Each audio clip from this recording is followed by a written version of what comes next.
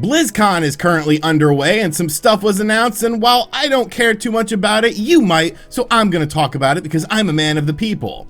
A bunch of Wii U games have been removed off of the Wii U eShop, which is not a good thing. And finally, a brand new Nintendo Switch Pro rumor is starting to heat up the internet, and I'm not so sure I really believe it. What's going on, guys? I'm RGT85. If this is your first time on the channel, welcome. Be sure to hit that subscribe button. And yes, my butt was exposed last night on the Spawncast. Things happen, what can I say? But without any further ado, let's talk about what's going on in the world of video games. So Blizzard is a company that I don't really pay too much attention to their games. Obviously, their heyday, their rise to fame was during the PC era of gaming with games like World of Warcraft and the Diablo series, and I don't play PC games, so a lot of these games and a lot of these events that Blizzard has just really doesn't do anything for me. But BlizzCon 21 is underway, and there were two announcements that a lot of people are talking about, and I'm just going to talk about them very briefly. Now, the first announcement was something interesting called the Blizzard Arcade Collection. Blizzard Arcade Collection. Arcade. That's the key word I want to take away from this situation.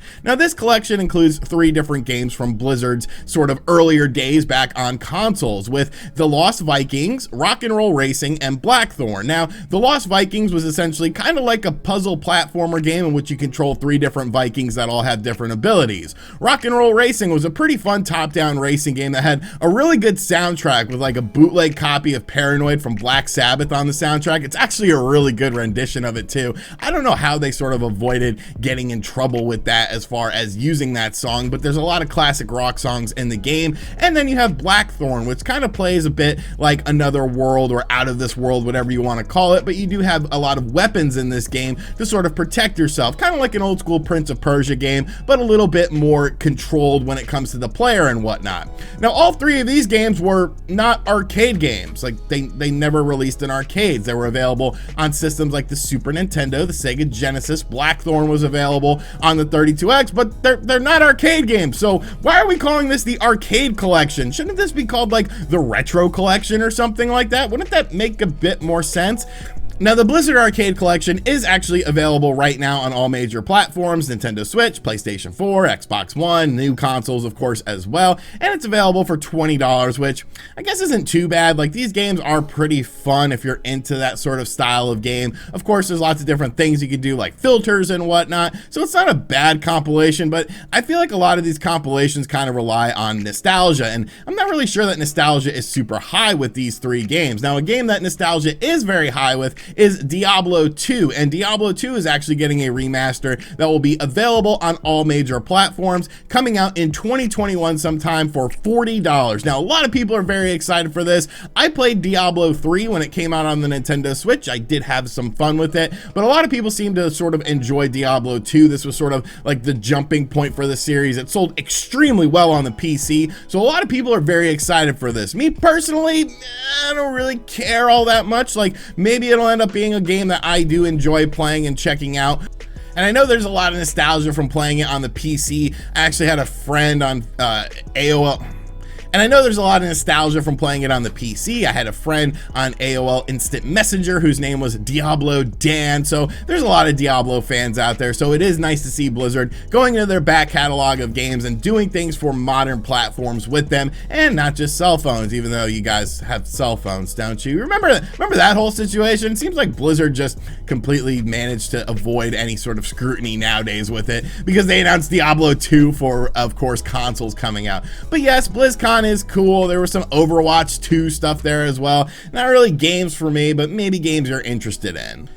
Next up, I am not a huge fan of all digital stuff. Now, I do get why it has to happen, because of course it allows smaller companies to release their games on platforms that they can't get space in retail stores with it. They don't want to do things like boxes and things of that nature. And some of these games are budget games, so you can't really put them on a retail shelf and make money off of them. Now, of course, the Wii U was a system that had a lot of games on the eShop. I remember when I worked with Nintendo enthusiasts, we covered a lot of Wii U eShop games because those were like the games games that were coming out for the system. Those were the games you had to play because major companies and even Nintendo wasn't releasing all that many games on the system. There were long droughts when you wouldn't have any big AAA games or even AA or single A games. You had to rely on these indie games. Well, a lot of these indie games are now being removed from the Nintendo Wii U's eShop, and I just think it's an absolute shame. Now, this information is compiled by a Nintendo Everything reader by the name of True Extent. Nintendo Everything did a write-up on this. I will have a link to it in the description box down below should you want to read it.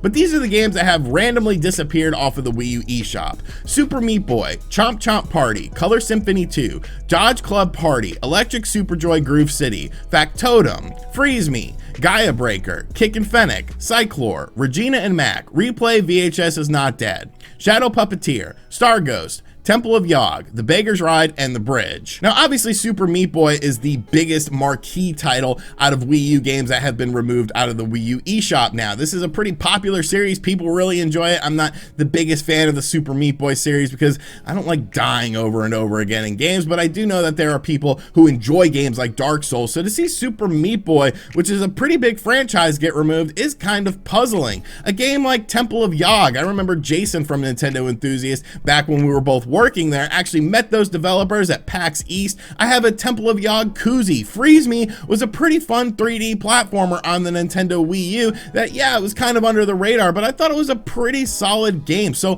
why are these games randomly being removed off of the Wii U's eShop now?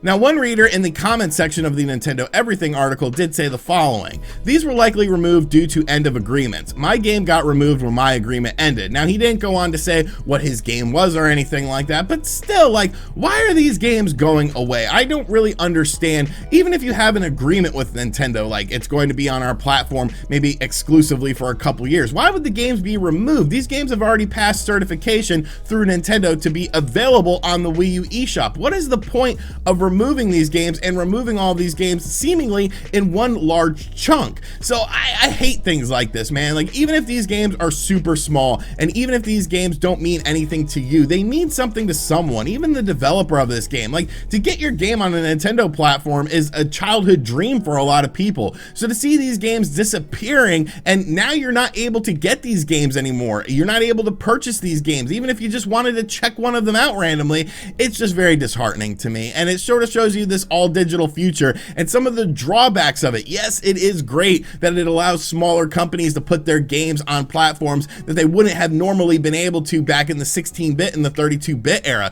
but there is that whole downside of the game just seemingly disappearing. Your body of work is now completely gone, and I can't imagine how that would take an emotional toll on you. So yeah, a bunch of Wii U stuff is being removed. If you want something on your Wii U, go ahead and boot it up, head over to the eShop and download it, because obviously tomorrow isn't guaranteed. And finally, stop me if you've heard this before, but there's a new Nintendo Switch Pro or Nintendo Switch Revision story that is quickly gaining steam on the internet. A lot of YouTubers are starting to talk about this. A lot of websites are starting to pick up this story, and I'm not here to discredit people who are talking about this. It is fun to talk about things and speculate things, but I am here to sort of say maybe you shouldn't take this necessarily as fact, just sort of as speculation. But of course, a lot of people are running with this to sort of say, hey, you know, this looks like it's true. And I'm just not quite sure I believe a lot of the things said in this, just based on information that I've been given and talking to certain people within the industry. So this information is coming to us from good old Reset Era, who hates me for some odd reason. Hi, Reset Era, I hope you're doing well.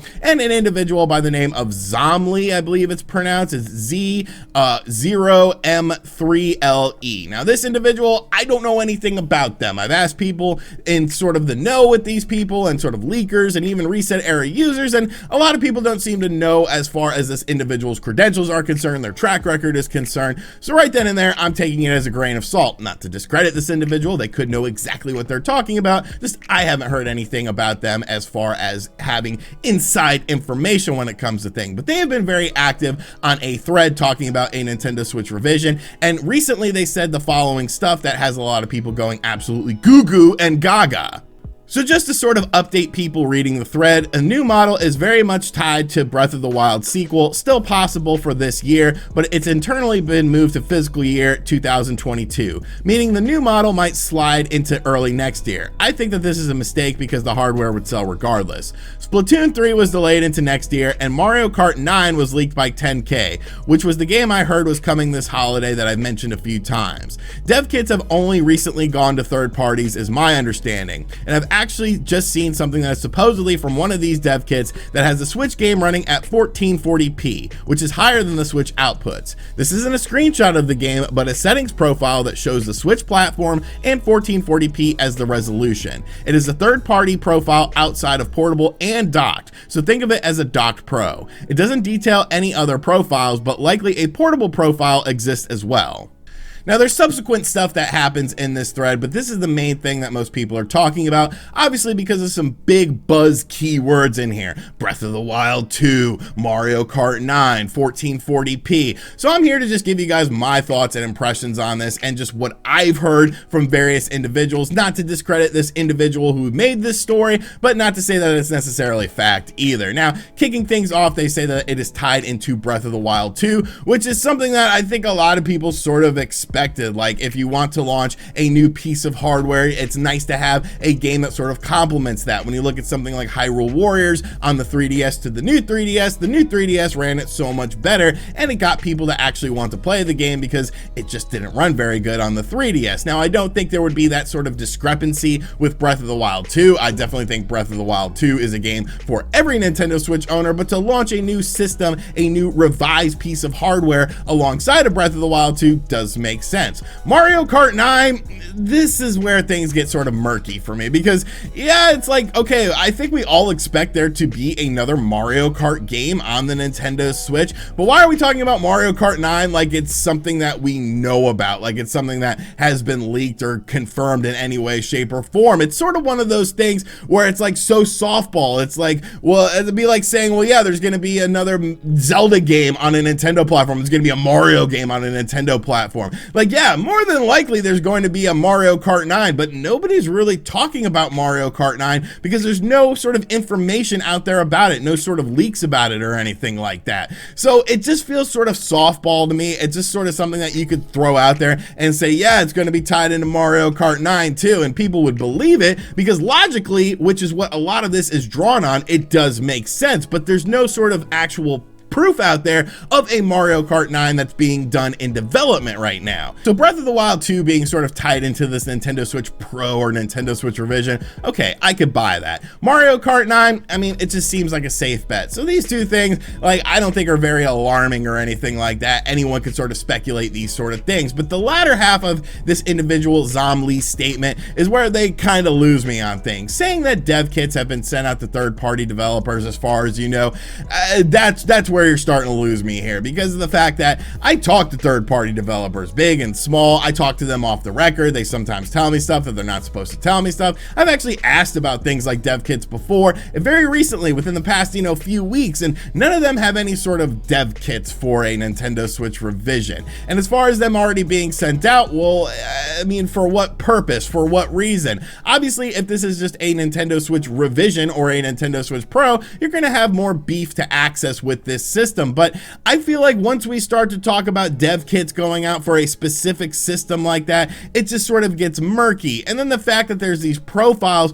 for 1440p native on the Nintendo Switch, and it's even alluded to that it would be 1440p in handheld mode as well, and that's where you completely lose me, because I do think that this Nintendo Switch revision will be able to upscale things via artificial intelligence with DLSS technology, which of course is talked about in this statement as well. But to say a native 1440p, you kind of start to throw up some red flags there with me, especially when you're talking about in handheld mode. I think at best handheld mode is going to be 1080p, which would be fine for the size of the screen. Do you really need 1440p when you're dealing with a screen the size of the Nintendo Switch screen? A lot of this stuff is going to be based on artificial intelligence and upscaling. It's not going to be based on raw power, because Nintendo isn't involved in the power game anymore. Obviously, a lot of this is sort of based on mobile mobile technology with things like the Tegra chip and whatnot. So I do think that mobile technology does move very fast, and there's a lot of cool things you can do with mobile technology, but at the same breath, it's not the same sort of thing when you're going teraflop for teraflop with things like the PS4 and the PS5.